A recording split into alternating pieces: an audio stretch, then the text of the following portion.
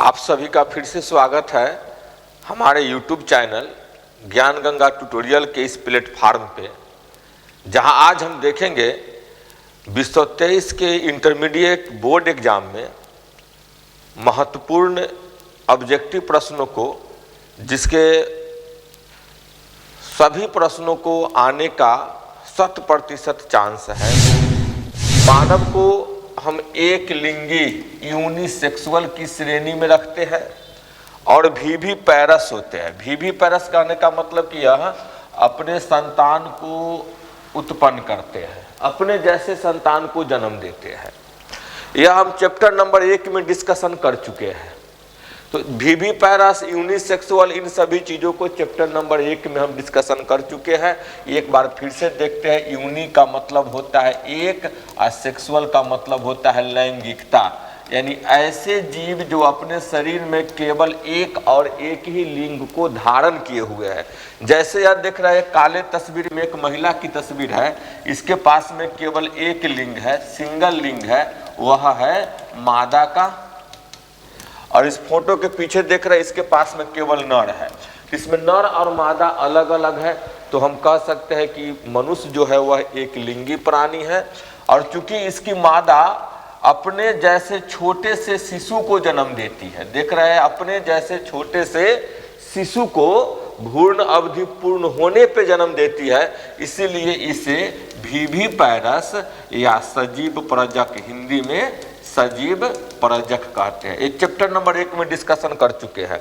तो बिना वक्त गवाए चलिए एक एक प्रश्नों का हम डीपली डिस्कशन करते हैं, ताकि उस प्रश्न से कहीं पर भी घुमाकर पूछे जाए तो हमको आंसर आनी चाहिए। पहला प्रश्न हमारे सामने है कि सर्टोली कोशिका पाया जाता है विरीसन में, अधिविरीसन में, गर्भाशय में और अंडाशय में। तो हमारे दिमाग पे थोड़ा सा बल लगा कि सर्टोली कोशिका होगा कहाँ पे होगा, नर का होगा कि मादा का होगा। थोड़ा सा भी कॉम्प्लिकेट हो रहा है, जटिलता हो रही है समझने में। तो चलिए हम एक फोटो को आपके बीच में लाते हैं। इस फोटो के माध्यम से देखिएगा। ये फोटो हमारा नर जनन अंग तंत्र का है। इस फोटो में हम आपके सामने लाए हैं इसीलिए क्योंकि यह चैप्टर ह्यूमन रिप्रोडक्शन का नर जनन अंग तंत्र और मादा जनन अंग तंत्र से बहुत सारे प्रश्नों को पूछे जाते हैं।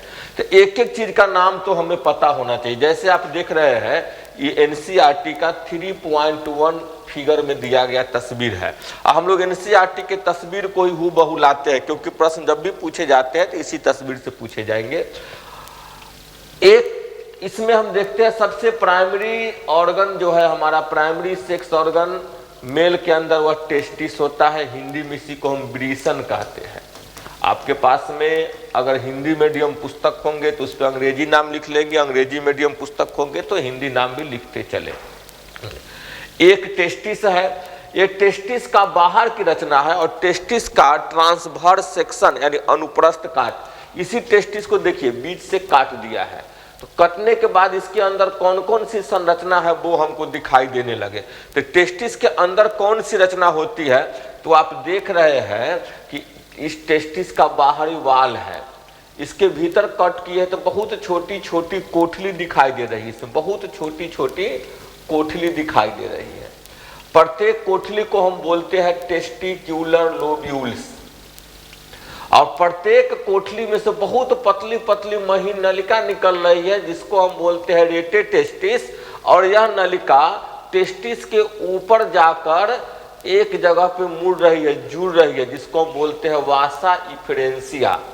और वासा इफरेंसिया की सभी नली जो है ईपीडीडाइमिस में जाकर खुलती है। ये रचना देख रहे हैं बाहर से, यह बाहरी रचना जो है ईपीडीडाइमिस है। तो सारा वासा इफरेंसिया इसमें आकर खुल रहा है और बाहर से यह एक सबका एक नली बन के निकल रहा है, वास डिफरेंस। वास डिफरेंस दोनों तरफ की रचना सेम है। वास डिफरेंस नीचे की ओर आकर फिर आउट ऑफ बॉडी हो जा रहा है। तो एक टेस्टिस का हमारे बाहर का रचना और अंदर का रचना जानना पड़ेगा। इसके बाहर होते हैं एक त्वचा की मोटी खोल।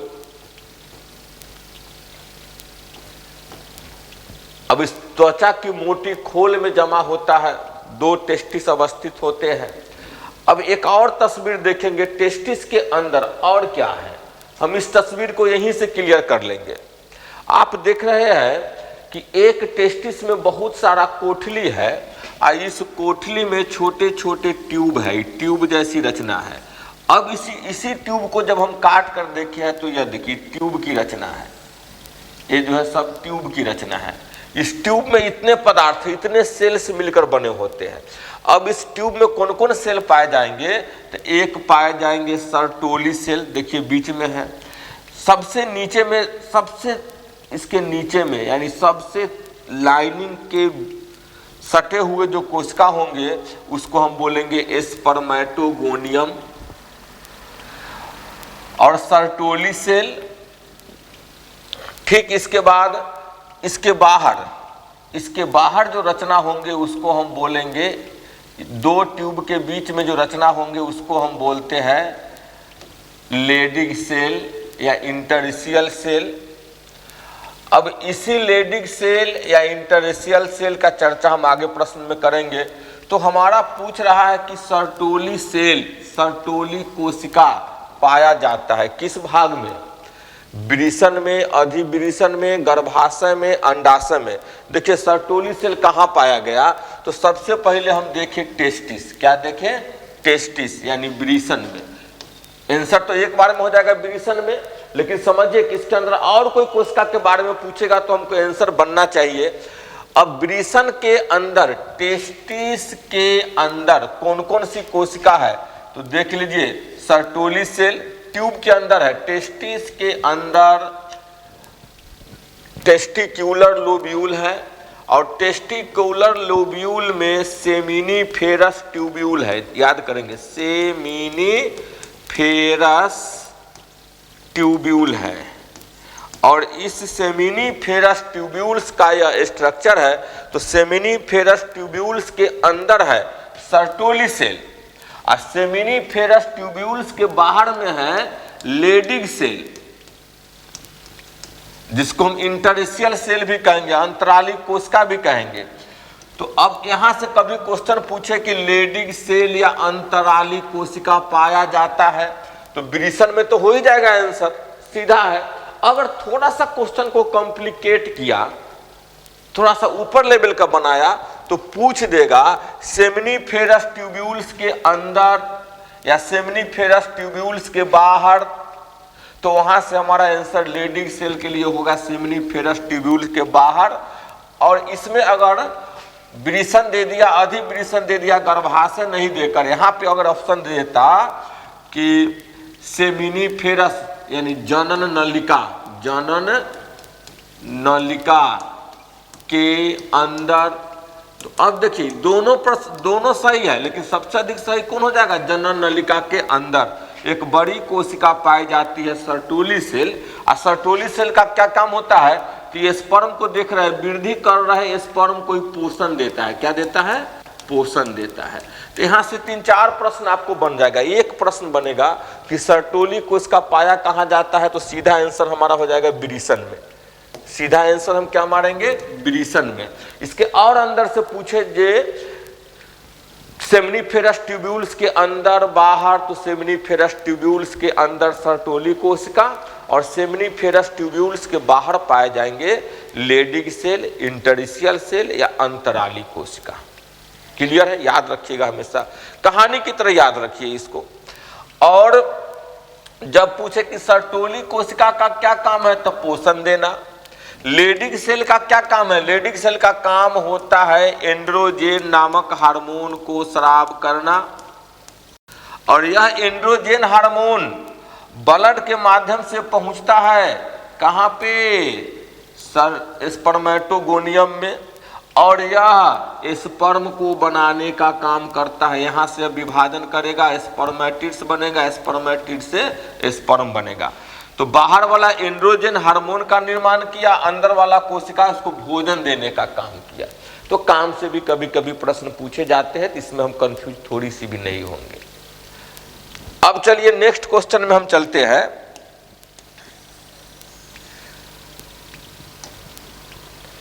शुक्राणु के मध्य में रहता है केंद्रक, सेंट्रियोल माइटोकॉन्ड्रिया, एक्सोनिम। याद आ रहा है शुक्राणु की तस्वीर? नहीं आ रहा है, कोई बात नहीं है। चलिए एनसीईआरटी के फोटो को हम लाते हैं। देखिए एक शुक्राणु की तस्वीर है, इसका लाइन डायग्राम आपको हम बनवाए थे तो एकदम इजी है, बना दीजिए लाइन डायग्राम।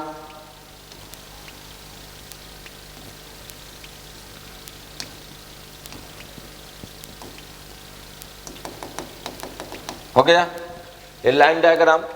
अब हम एक स्पष्ट तस्वीर को देखते हैं, एक लाइन डायग्राम को देखते हैं, दोनों में क्या है। तो इसके सबसे बाहर देखिएगा टोपी नुमा रचना है, यहाँ पे टोपी जैसा रचना है जिसको हम बोलते हैं एक्रोसोम। इसको तीन भाग में, पहले स्पर्म को तीन भाग में बांटा गया। सबसे ऊपर वाला भाग को बोल दिए हेड, बीच वाला भाग को जहाँ पे धंसा हुआ है बोले नेक, अब मोटा वाला भाग है इसको मिडिल पीस, और सबसे अंतिम में पतली लंबी वाली भाग जो है इसको हम बोल दिए टेल यानी पूंछ। कहता शुक्राणु के मध्य में क्या रहता है, मिडिल पीस में क्या रहता है? तो देख रहे हैं इसके मिडिल पीस में कौन चीज है? माइटोकॉन्ड्रिया। आंसर क्या हो जाएगा? माइटोकॉन्ड्रिया। तस्वीर को एकदम दिमाग में इमेजिन रखिए, कभी भूलेंगे नहीं इस प्रश्न को हम लोग। तो इसके मध्य में क्या है? माइटोकॉन्ड्रिया। अब कभी पूछे कि इसके हेड में कौन चीज होते हैं, तो एक न्यूक्लियस होता है और ऊपर एक्रोसोम, एक्रोसोम और न्यूक्लियस। क्लियर? यहां तक स्पर्म की संरचना से तस्वीर जब पूछेंगे तो हमको बन जानी चाहिए। नेक्स्ट क्वेश्चन देखते हैं हम। नर युग्मक तथा मादा युग्मक के संयोजन से क्या बनता है? अंडाणु, शुक्राणु, बीज, जाइगोट। अब यहाँ पे इस प्रश्न को हम फिर से देखेंगे फोटो के साथ कि नर युग्मक हम बोलते किसको है? तो नर युग्मक बोलते हैं हम शुक्राणु को, शुक्राणु को। मादा युग्मक किसको बोलेंगे? तो अंडाणु को।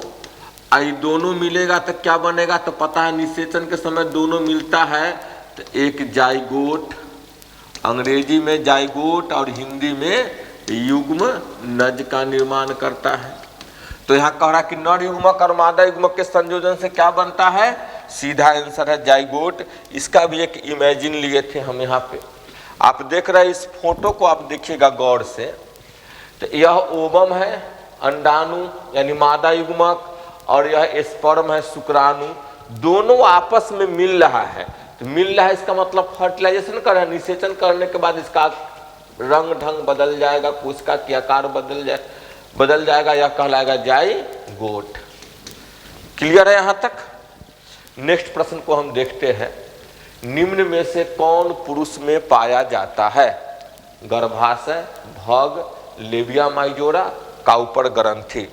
अब देखिए पुरुष के जनन अंग की संरचना से यह प्रश्न है, यह बार बार पूछ सकते हैं। हम लोगों को याद रखना होगा कि कौन सा पार्ट्स किसके है।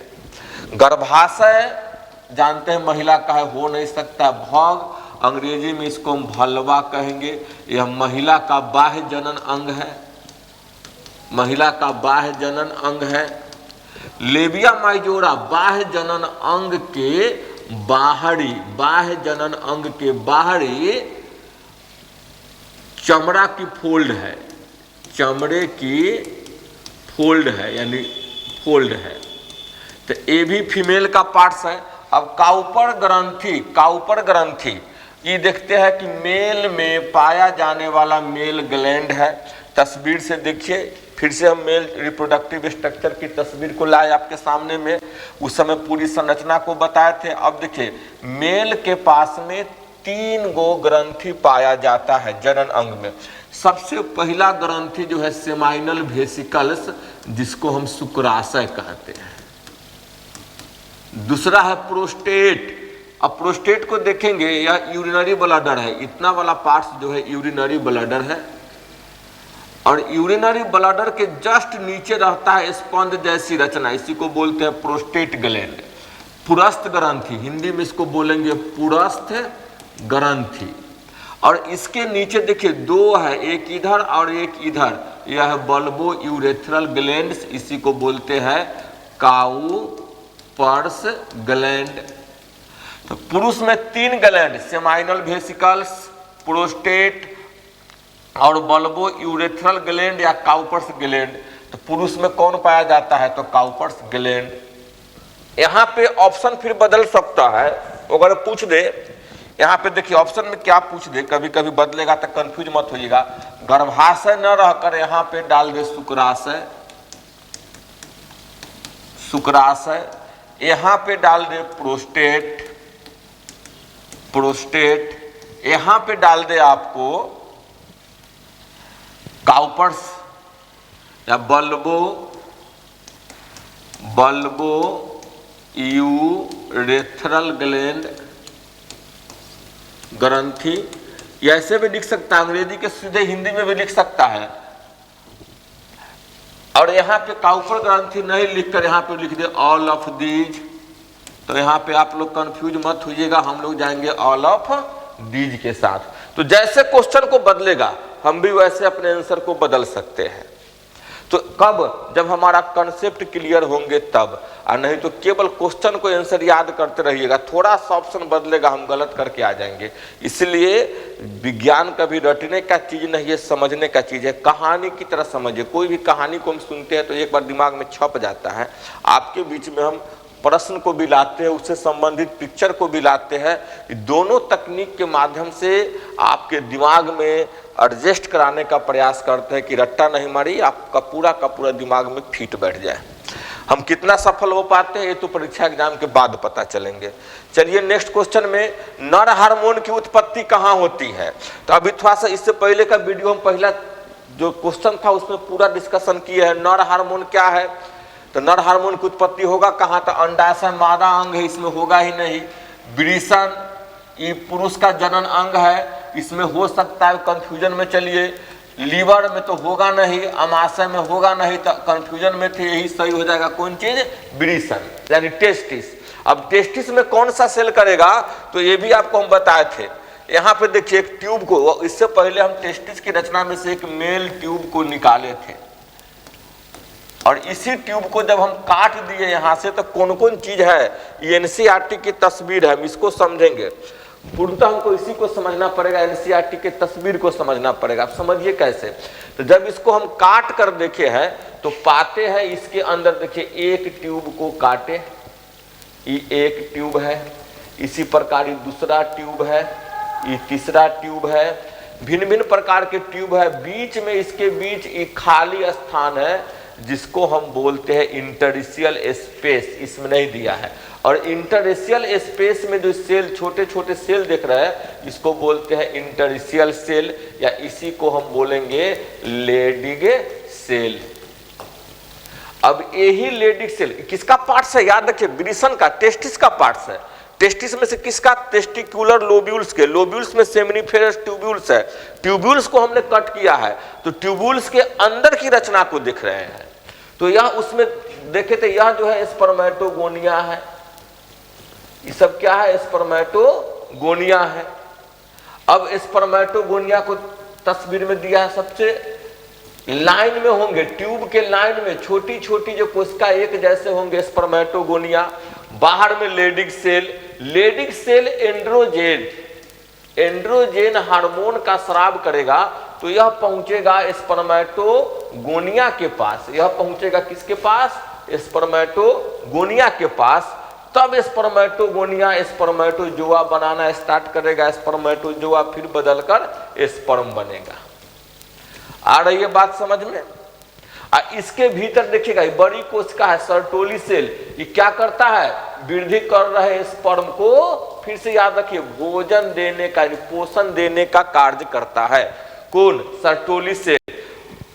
हार्मोन कौन बनाता है? तो इंटरस्टिशियल सेल या लेडिग सेल। कौन सा हार्मोन? एंड्रोजन। याद रखिएगा, भूलिएगा नहीं, भी आई है टॉपिक के सब। तो पूछा कि नर हार्मोन की उत्पत्ति कहां होती है? तो वृषण में। ये तो बाहर से क्वेश्चन बनाया, अगर टफ क्वेश्चन बनाएगा अंदर से डालेगा तो पूछेगा किस सेल से होती है? लेडिग सेल डाल दे, सर्टोली सेल डाल दे, मेल जर्म सेल डाल दे, ऑल ऑफ दीज कर दे, तो कंफ्यूज नहीं होना है। लेडिग सेल या इंटरस्टिशियल सेल से एंड्रोजन नामक हार्मोन की स्राव होती है। नेक्स्ट हम देखते हैं कि निम्नलिखित में से त्वचा किससे बनती है? एक्टोडर्म, एंडोडर्म, मीजोडर्म, इनमें से सभी। अब थोड़ा सा लाइन डायग्राम को समझिए मेरे साथ, फिर इसके बाद आपको हम ले चलेंगे इसके वास्तविक फोटो पे भी। सबसे पहले देखे थे कि निषेचन के बाद जाइगोट बनता है, ये जाइगोट वृद्धि करके ब्लास्टोसिस्ट क्लीवेज बनता है, तो ब्लास्टोसिस्ट बनता है। अब ब्लास्टोसिस्ट जो है वह गर्भाशय में आरोपित होता है, गर्भाशय में आरोपित होता है। तब यहाँ से इसका आरोपित होने के बाद इसके अंदर का सेल का मास जो है वह 3 भाग में बट जाते हैं, 3 भाग में बट जाते हैं। तो सबसे बाहरी वाला भाग जो होगा वह एक्टोडर्म होगा, सबसे अंदर वाला भाग जो होगा वह इंडोडर्म होगा, और बीच वाला भाग जो होगा वह मीजोडर्म होगा। और यही तीनों मिलकर हमारे शरीर के भिन्न भिन्न अंगों का निर्माण कर लेते हैं समय समय पर, और बच्चे के पूरे बॉडी का निर्माण कर लेते हैं। तो यहाँ पूछ रहा है कि इसमें से त्वचा किससे बनता है? तो 3 परत में बटा। इनर मास सेल यानी जर्म लेयर, जिससे हमारे जनन की परत बनती है, जनन कोशिका जनन परत में बदल जाती है। वह जनन परत 3 प्रकार के, एक्टोडर्म, इंडोडर्म, मीजोडर्म। अब यही सब मिलकर भिन्न भिन्न प्रकार के शरीर के अंगों का निर्माण करती है। कौन कौन अंगों का निर्माण करती है वो आप देखिए फोटो में। इसको फिर समझे, जाइगोट बना, ब्लास्टूला बना और गैस्ट्रूला बना। जैसे ही यह गर्भाशय में इम्प्लांट हो गए, इसका गैस्ट्रूला पीरियड आरंभ हो गया, तो इसके अंदर का इनर मास सेल जो है, इनर मास सेल, वह 3 अलग अलग भागों में विभेदित हो जाएगी। सबसे भीतर वाला हो जाएगा इंडोडर्म, बीच वाला हो जाएगा मीजोडर्म, और बाहर वाला हो जाएगा एक्टोडर्म। समझ रहे हैं हमारी बातों को? अब देखिए एक्टोडर्म से क्या बनेगा, मीजोडर्म से क्या बनेगा, इंडोडर्म से क्या बनेगा। तो इंडोडर्म सबसे भीतरी कोशिका जो है, सबसे भीतर वाला, ये बनाता है डाइजेस्टिव ट्यूब, यानी पाचन नली की जितनी भी आकृति है उसको बना लेगा इंडोडर्म। फेरिंग्स सांस नली की आकृति को बनाएगा। रेस्पिरेटरी ट्यूब यानी जितने भी श्वसन नली की ट्यूब है उसको बनाएंगे, आहार के ट्यूब को बनाएंगे। यानी आंतरिक अंगों का निर्माण कौन कर रहा है? इंडोडर्म कर रहा है। बाद में चलिए मीजोडर्म से क्या क्या बन रहा है, किसको बनाता है? तो देखिए हेड यानी माथे के फेशियल मसल्स, हमारे माथे का जो फेशियल्स मसल है इसको बनाने का काम करेगा मीजोडर्म। यह ब्लड को निर्माण करने का काम करेगा, ब्लड को बनाने का काम करेगा। अब किडनी के ट्यूब को बनाने का काम करेगा। देखिए यहाँ पे tubule cell of the kidney, tubule cell of the kidney यानी किडनी के अंदर नेफ्रॉन को बनाया। बोन टिश्यू शरीर में हड्डी को बनाया, और नोटोकॉर्ड यानी नर्व से निकलने वाली पीछे जो बहुत महीन नलियों की रचना है वह नोटोकॉर्ड। तो नोटोकॉर्ड को कौन बनाया? तो मीजोडर्म बनाया। अब एक्टोडर्म सबसे बाहरी परत है, वह किसको बनाएगा? देखिए बाहरी surface epidermal cell of skin, तो हमारे चमड़ा का निर्माण कौन किया? Ectoderm. Neuron cell of brain, इसका निर्माण कौन किया? तो एक्टोडर्म।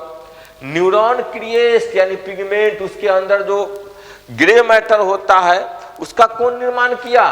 तो एक्टोडर्म। तो यहाँ से हम याद रखेंगे कि एक्टोडर्म क्या बनाया? तो epidermis, epidermal cell of skin, चमड़ा का निर्माण किया, न्यूरॉन सेल का निर्माण किया, और न्यूरॉन सेल के पिगमेंट का निर्माण किया। मीजोडर्म किसको बनाया? तो मीजोडर्म के बारे में हमने देखा, हड्डी का निर्माण किया, खून का निर्माण किया, लसिका का निर्माण किया, और किडनी के ट्यूब का बनाया। इंडोडर्म आंतरिक पाचन अंग से संबंधित, रेस्पिरेटरी ट्यूब से संबंधित जो भी चीज था उसको बनाया। एक कोशिका बढ़ जाती है जर्म सेल, यह जर्म सेल जो है मेल में होगा तो स्पर्म को बनाएगा, फीमेल में होगा तो एक को बनाएगा, इसका बाद में चर्चा है। एक और सेल इसमें से छट जाती है, वह कहलाता है स्टेम सेल। यह स्टेम सेल के पास इतनी पावर है कि हमारे शरीर की किसी भी कोशिका का निर्माण कर सकती है। इसका हम थ्योरी क्लास में चर्चा किए थे। तो चलिए यहाँ पे सीधे पूछ रहा है त्वचा किससे बन रहा है? तो एक्टोडर्म। अब यहाँ से जब भी बदल कर पूछे कि न्यूरॉन सेल किससे बन रहा है? तो एक्टोडर्म। कभी पूछ देगा पाचन नली किससे बन रहा है? तो इंडोडर्म। यानी जितनी भी चीजों को बताया पॉज करके इसको एक बार लिख लीजिएगा, नोट, क्लास नोट बना लीजिएगा, शॉर्ट नोट बना लीजिएगा, किससे क्या बन रहा है। तो इससे जनन परत से जो भी प्रश्न पूछे जाएंगे 100% आपका यहां से बन जाना चाहिए। अब इसके बाद हम नेक्स्ट प्रश्न पे चलते हैं।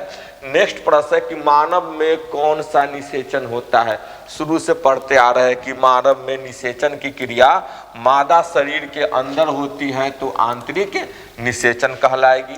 नेक्स्ट क्वेश्चन, आंतरिक निषेचन होता है किसमें? तारा मछली, शार्क में, हड्डीदार मछली, उभयचर में। अब हम पढ़े थे अधिकांशतः मछलियों में बाह्य निषेचन होती है, लेकिन एक है शार्क, शार्क के अंदर जो है वह आंतरिक निषेचन होता है। कौन निषेचन होता है? आंतरिक निषेचन होती है शार्क के अंदर। तो शार्क को नहीं देखे तो तस्वीर के माध्यम से देख सकते हैं, शार्क की फोटो है और इसमें निषेचन की क्रिया कहाँ होती है? तो अंदर, किसके अंदर? तो मादा शरीर के अंदर, मादा शरीर के अंदर। पहला चैप्टर के लेक्चर में इसकी चर्चा किए थे, बाह्य निषेचन और आंतरिक निषेचन के बारे में। वो वीडियो भी YouTube पे अपलोड है, आप देख सकते हैं उसको। नेक्स्ट है एक परिपक्व पुटक, एक परिपक्व पुटक से अंडाणु विमुक्त होने की प्रक्रिया को क्या कहते हैं? जनन, अंडोत्सर्ग, मासिक स्राव, मासिक चक्र। नाम से स्पष्ट है कि चूंकि अंडा निकल रहा है, विमुक्त मतलब क्या? बाहर जा रहा है। कौन चीज? तो अंडाणु, तो इसको हम बोलेंगे अंडोत्सर्ग। ऐसे तस्वीर के माध्यम से भी एक्सप्लान में समझ लीजिए। ये तस्वीर एक मादा की अंडाशय की है, अंडाशय, ओवरी।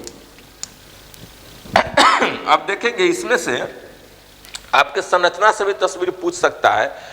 ओवरी के दो भाग में बांटेंगे, एक बाहरी भाग, एक भीतरी भाग। बाहरी भाग को कॉर्टेक्स और भीतरी भाग को मेडुला कहते हैं। ये हम पढ़ चुके हैं जब हमारा स्टार्ट हुआ था थ्योरी क्लास इसमें। तो प्रत्येक ओवरी में बहुत सारे छोटे छोटे फोलिकुलर सेल होते हैं, देख रहे हैं, फोलिकुलर सेल होते हैं। और फोलिकुलर सेल क्या होते हैं कि यही वृद्धि करते हैं। तो यह प्राइमरी फोलिकल बनाते हैं, सेकेंडरी फोलिकल बनाते हैं, टर्शियरी फोलिकल बनाते हैं, यानी फोलिकल यानी पुटक। फोलिकल को हिंदी में कहते हैं पुटक। परिपक्व हो जाता है, ये छोटा है, वृद्धि करके परिपक्व हो गया। जब परिपक्व होता है तो इसके अंदर एक अंडा विकसित होता रहता है। देखिए अंडा छोटा, ये भी विकसित हो रहा है। तो यह अंडा को तोड़ देता है, यूट्रस के दीवार से बाहर निकाल देता है। अंडोत्सर्ग की वीडियो को हम आपको दिखाए थे लेक्चर क्लास में। अब हमारा वो लेक्चर लोड होगा तो आप देख लीजिएगा कैसे ओवरी से परिपक्व होकर ग्राफियन फोलिकल एक अंडा को तोड़ता है और कैसे फलोपियन ट्यूब उसको कैच करता है, किस पार्ट्स में ले जाता है, वहां पे निषेचन कैसे होता है, निषेचन होगा तो क्या होगा, निषेचन नहीं होती है तो क्या होती है। यह सब हमारा जनरल क्लास में आपको हम चर्चा कर चुके हैं, आप भी उसको समझ रहे होंगे। केवल ऑब्जेक्टिव को हम बनाना है तो समझिए कि यहाँ से फूट कर बाहर निकल गया। किसको निकाला? ओवम को निकाला। और ओवम को निकाला तो इसको हम, इस क्रिया को बोलेंगे ओव्यूलेशन, अंग्रेजी में बोलेंगे ओव्यूलेशन यानी अंडोत्सर्ग। क्लियर? इसमें से क्वेश्चन पूछ सकता है कि ओव्यूलेशन के बाद पुटक किसमें बदल जाते हैं।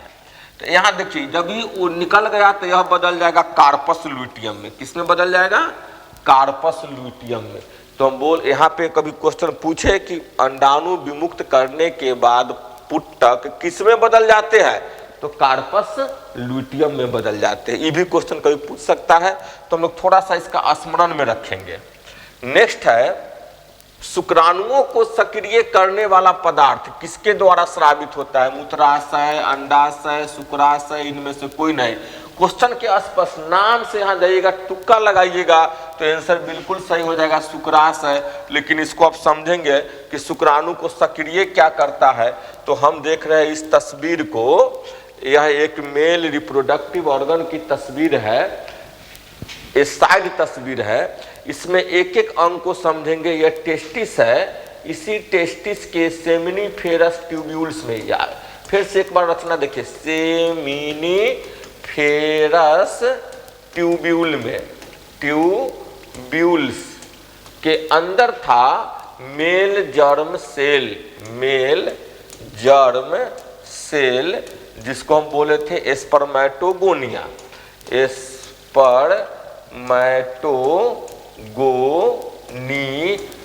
एक को गोनियम, बहुवचन को गोनियम कहेंगे। अब यही जो है बनाया था स्पर्म को, क्या बनाया था? स्पर्म की, जिसकी आकृति हम देखे थे यहाँ। तो टेस्टिस में स्पर्म बना, यहां से चल के इपीडिडाइमिस में पहुंचा। अब स्पर्म कहां पहुंचा? इपीडिडाइमिस में। अब इपीडिडाइमिस से ऊपर की ओर नली बढ़ा, इसको बोलते हैं वास डिफरेंस। देखिए यह वास डिफरेंस से चलते हुए बढ़ते हुए आगे की ओर पहुंच रहा है। एक नली है यहाँ पे, जहां पे सेमाइनल वेसिकल्स और वास डिफरेंस दोनों आकर जुड़ जाती है। यह एक सेंटर है, यह सेंटर को हम बोलते हैं इजैकुलेटरी डक्ट, इजैकुलेटरी डक्ट। यानी यहाँ पे आकर स्पर्म स्टोर रुकल रहता है, यहाँ से आकर स्पर्म यहाँ पे रुकल रहता है। यह एक प्रकार का गेट है और यही गेट निर्धारित करता है कब स्पर्म को आगे भेजना है, कब नहीं भेजना है। जब यह आगे भेजेगा तो यही डक्ट, इजैकुलेटरी डक्ट से ही इजैकुलेशन की क्रिया होती है। हिंदी में कहते हैं स्खलन, यानी सीमेन को बाहर निकलने की क्रिया होती है। अब यहाँ पे जब स्पर्म पहुंचता है तो सेमाइनल वेसिकल्स के द्वारा कुछ पदार्थ को निकाल कर स्पर्म में मिला दिया जाता है। अब देखिए ये हमारा स्पर्म है और यहाँ पे इसके साथ कुछ पदार्थों को मिक्सिंग कर दिया, कुछ पदार्थों को लेयर को चढ़ा दिया, खाने पीने की चीज दे दिया। अब यह तेज हो गया। अब इसमें क्या हो गया? शुक्राणु को गति को बढ़ा दिया, इसके पावर को बढ़ा दिया। तो कौन बढ़ाया? तो सेमाइनल वेसिकल से निकलने वाला तरल पदार्थ बढ़ाया। अब इस रचना को हम बोलेंगे सीमेन। समझिए स्पर्म और सीमेन में अंतर समझ, इसको बोलेंगे हिंदी में वीर्य। या स्पर्म के साथ भिन्न भिन्न प्रकार की रासायनिक पदार्थ जब मिल जाते हैं तो वह सीमेन में बदल जाता है। तो सीधे क्वेश्चन पूछता है शुक्राणुओं को सक्रिय करने वाला पदार्थ किसके द्वारा स्रावित होता है? आंसर हमारा हो गया शुक्राशय। फिर आगे बढ़ेगा प्रोस्टेट ग्लैंड में। देखिए यहाँ पे ये प्रोस्टेट ग्लैंड है, इसी के अंदर आकर जुड़ जाता है ईबी। तो अब यहाँ से शुक्राशय के द्वारा निकलने वाला पदार्थ और स्पर्म दोनों आकर प्रोस्टेट ग्लैंड में, और प्रोस्टेट ग्लैंड के जस्ट नीचे दोनों तरफ एक एक रहता है काउपर ग्लैंड। तो तीनों से कुछ न कुछ पदार्थ को मिलाए जाते हैं, किसके साथ? स्पर्म के साथ। अभी तीनों मिलकर बनाता है सीमेन। क्लियर है यहाँ पे? तो सीमेन को कौन सक्रिय करेगा, कौन एक्टिव करेगा? तो शुक्राशय। सक्रिय का हिंदी में, अंग्रेजी में एक्टिव। तो हिंदी से पूछे, अंग्रेजी से पूछे, हम दोनों मीडियम को लेकर चल रहे हैं। दोनों मीडियम के बच्चे देखकर समझ सकते हैं इसको। नेक्स्ट क्वेश्चन हमारा है जोना पेलुसिडा किसे घेरा रहता है? अंडाणु, शुक्राणु, स्तन, कोई नहीं। तो अब एक बार हम शुक्राणु के तस्वीर को देखे थे, एक बार अंडाणु की तस्वीर को भी देखते हैं हम लोग। अंडाणु की तस्वीर को जब देखेंगे तो देखिए ये शुक्राणु है, सबसे बाहर एक्रोसोम हेड में, और इसके भीतर बड़ी आकृति है न्यूक्लियस है। यहाँ पे देखिए न्यूक्लियस है, इसके बीच में माइटोकॉन्ड्रिया है, अब पीछे एक्सोनिमर बहुत बड़ा टेल है। इसमें कहीं पे भी कोई हमको जोना पेलुसिडा दिखाई नहीं दिया। अब ह्यूमन एग को, ओवम को देखते हैं तो ओवम के बाहर छोटे छोटे फोलिक्यूलर सेल है जिसको कोरोना रेडिएटा कहते हैं। ये फोलिक्यूलर सेल टूटा किससे था? तो फोलिकल से, पुट्टक से था। तो जिससे टूटा उससे कुछ सेल को भी लेकर बाहर निकल जाता है, तो यह कहलाता है फोलिक्यूलर सेल। और फोलिक्यूलर सेल के भीतर एक परत होती है, जिस परत को हम बोलते हैं जोना पेलुसिडा। इसमें कहीं पे भी देखिए जोना पेलुसिडा, इसमें परत है, बीच वाली परत जो है इसको हम क्या बोल रहे हैं? Zona pellucida. यह जेली कोटेड होता है, एक प्रकार के तरल पदार्थ जो अर्ध ठोस होते हैं उसके रूप में यह पूरा कोटेड कैले रहता है। ठीक है, इसके अंदर देखिए बीच में निकूलस, और निकूलस के बाहर जोना पेलुसिडा सेल मेम्ब्रेन के अंदर जो भाग पाए जाएंगे उसको साइटोप्लाज्म, या इसी को हम ऊप्लाज्म भी कह सकते हैं। एग का साइटोप्लाज्म को ऊप्लाज्म कहते हैं। यहाँ पूछा कि जोना पेलुसिडा किसे घेरे रहता है, तो अंडाणु को घेरे रहता है। कोरोना रेडिएटा किसमें पाया जाएगा, तो अंडाणु में पाया जाएगा। क्लियर? यहाँ तक 2 क्वेश्चन इससे पलट पलट के पूछ सकते हैं, कंफ्यूजन नहीं करनी है हमको। अब हम नेक्स्ट प्रश्न में देखते हैं, अंतराली कोशिका से स्रावित होता है, इससे पहले चर्चा किए थे, अंतराली कोशिका इंटरस्टिशियल सेल से स्रावित होता है। कई बार चर्चा किए हैं कि एंड्रोजन नामक हार्मोन स्रावित होता है। देखिए यहाँ पे फिर से ट्यूब को खोलेंगे हम समझने के लिए, बार बार समझिए तस्वीर को, अभी बल लगा लीजिए, बाद में बड़ा सस्ता आसान हो जाएगी। अभी स्किप कीजिएगा, बाद में याद नहीं हो पाएगा। अभी याद कर लीजिए, रट्टा माल का परीक्षा में जाइएगा भूल जाइएगा, लेकिन इमेजिन, मस्तिष्क में इमेजिन को तैयार कीजिए ताकि आपको याद होता रहे। हम देख रहे हैं ये एक टेस्टिस की तस्वीर है, टेस्टिस का। टेस्टिस के अंदर भिन्न भिन्न लोब्यूल्स को देख रहे हैं, अलग अलग कोठली है। इस कोठली में सेमिनिफेरस ट्यूब्यूल्स है। सेमिनिफेरस ट्यूब्यूल्स को यहाँ से हम काट दिए। काटने के बाद अंदर में देखिए ये इसके जड़ में जो कोशिका छोटी छोटी होंगे स्पर्मेटोगोनियम, स्पर्मेटोगोनियम फिर स्पर्मेटोजोआ और स्पर्म का निर्माण करता है। और इसके अंदर में एक बड़ी कोशिका होती है, यही सर्टोली सेल है। बार बार चर्चा करेंगे, सर्टोली सेल जो पोषण देगा स्पर्म को। और इसके बाहर देखिएगा, ये ट्यूब्यूल्स के बाहर जो कोशिका है, खाली जगह है, इसी में होता है interstitial cell. Interstitial cell Hindi में बोलते हैं अंतराली कोशिका। अंतराली कोशिका किसका निर्माण करता है, तो एंड्रोजन का निर्माण करता है। यह एंड्रोजन स्राव हुआ बाहर में, अब ब्लड के माध्यम से देखिए इसके अंदर प्रवेश कर जाएगा। अंदर प्रवेश करेगा तब यह स्पर्मेटोजोआ, स्पर्मेटोजोआ से फिर स्पर्म का निर्माण करेगा। देखिए स्पर्मेटोजोआ फिर स्पर्म बन रहा है, देख रहे हैं। एकदम संरचना को मस्तिष्क में बैठाना हमको है, इससे जो भी प्रश्न है छूटना नहीं चाहिए। ब्लास्टोसील युक्त भ्रूण को क्या कहते हैं, मेरुला, ब्लास्टोमिया, ब्लास्टोसिस्ट, इनमें से कोई नहीं। अब समझिए ब्लास्टोसील युक्त भ्रूण है क्या। इस तस्वीर को देख रहे हैं, सबसे पहले तो निषेचन हुआ था, निषेचन के बाद जाइगोट बना, ये जाइगोट बना, और जाइगोट जो है वह क्लीवेज बनाता है, क्लीवेज बनाता है। अब क्लीवेज क्या है समझेंगे। क्लीवेज उस आकृति को कहते हैं जिसके अंदर सेल का नंबर बढ़ रहा है लेकिन सेल का मास नहीं बढ़ रहा है, सेल की आकृति नहीं बढ़ रही है, तो उस प्रकार के विभाजन को हम क्लीवेज कहते हैं। तो क्लीवेज बढ़ रहा है, इसके अंदर देखिए सेल बढ़ रहा है लेकिन सेल की इसकी आकृति नहीं बढ़ेगी। बाहर से देखिए कोरोना डेटा खत्म हो गया। जो निषेचन के बाद हम लोग जान रहे थे कि जोना पेलुसिडा अपने आप को रंग बदलकर टाइट हो जाता है और किसी दूसरे स्पर्म को अंदर प्रवेश करने नहीं देता है, ताकि वह निश्चित करता है कि एक ही स्पर्म से यह अंडाणु निषेचित हो। तो रंग बदल लिया, जोना पेलुसिडा रहता है, अंत तक रहता है, या कम से कम तो यह गर्भाशय में अंत स्थापित होने तक रहता है। कभी कभी एक बीमारी का आप नाम सुने होंगे, एक्टोपिक प्रेगनेंसी। वह बीमारी है एक्टोपिक प्रेगनेंसी, यानी ट्यूब में ही जो गर्भ है वह आरोपित होना चाहिए गर्भाशय में, गर्भाशय में आरोपित न होकर अन्य भाग में आरोपित हो जाएगा, तो इसी को बोलते हैं एक्टोपिक, यानी जहां जगह था वहां से अलग।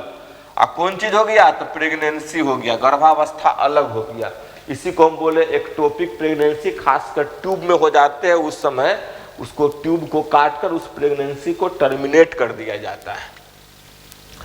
अब चलिए, तो इसमें ब्लास्टोसिल किसको कहेंगे, तो जब यह क्लीवेज एक जगह कोशिका भर जाती है, एक तरफ कोशिका का सेल सट जाता है, आपस में जुड़कर वृद्धि करने लगता है, और बीच में जो खाली जगह होती है इसको बोलते हैं ब्लास्टोसील।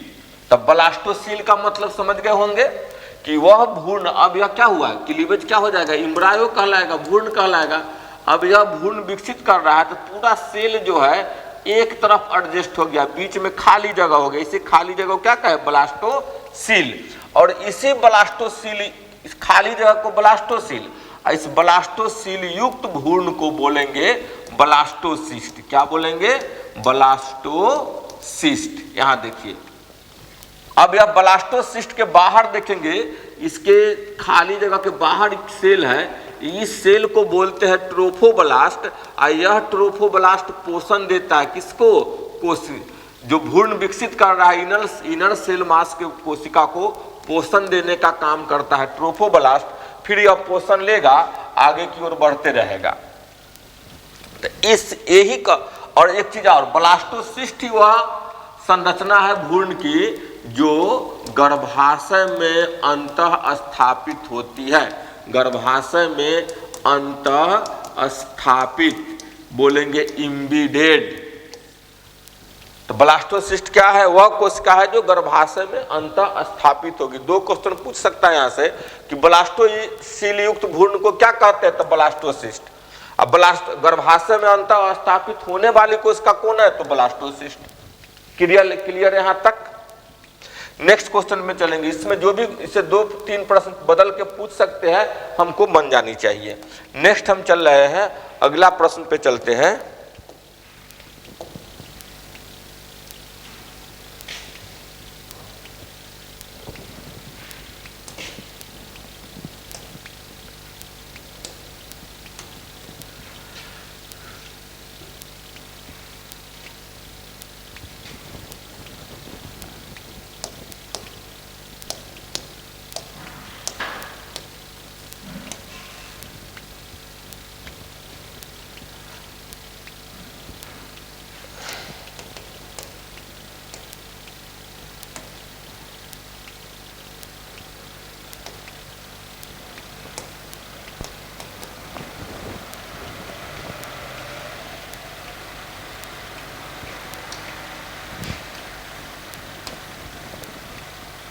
चलिए नेक्स्ट प्रश्न को देखते हैं कि नोटोकॉर्ड किस कोशिका से बनती है। इससे पहले जनन परत की 3 बार बतलाए थे, एक्टोडर्म, इंडोडर्म और मीजोडर्म।